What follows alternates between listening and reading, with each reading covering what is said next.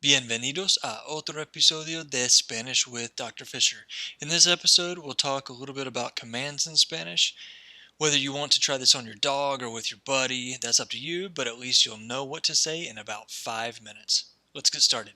For informal commands, simply take off the R of the infinitive. Remember that the infinitive is the unconjugated form of the verb, so hablar would become habla. This is the one you should try out on your dog. I can't promise that cats will do anything. For the negative informal command, start with the yo form, which for hablar is hablo. Then take off the yo. Since it is an AR verb, we add es, so we have hables. Then we add no before the verb, so we have no hables. For ER verbs and IR verbs, follow the same process, except you'll add AS instead of ES. For formal commands, this process is very similar to the negative informal commands, but you'll notice that we don't have the S on the end. Once you've formed the positive command, you simply add the no to make it negative. This little plus sign should help you organize your thoughts while you are forming the command, especially if you are a visual learner. It also helps to see how the negative informal is similar to the formal commands. Try this one on your own. Feel free to pause the video if you need more time. How did you do? Did you get them all right? Try this one. It is an IR verb. It works just like an ER verb. Feel free to pause the video if you need more time.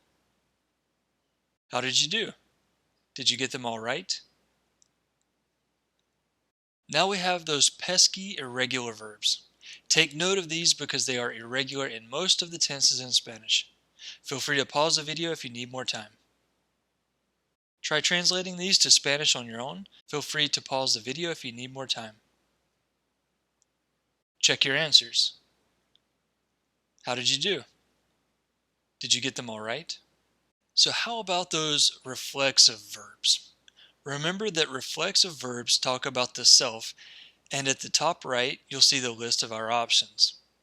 For positive commands, we simply attach the reflexive parts to the end, but we have to put them directly after the no when we want to use a negative command.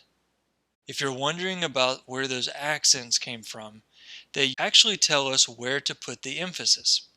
Without them, we would normally put the emphasis on the second to the last syllable. You'll learn more about that later on.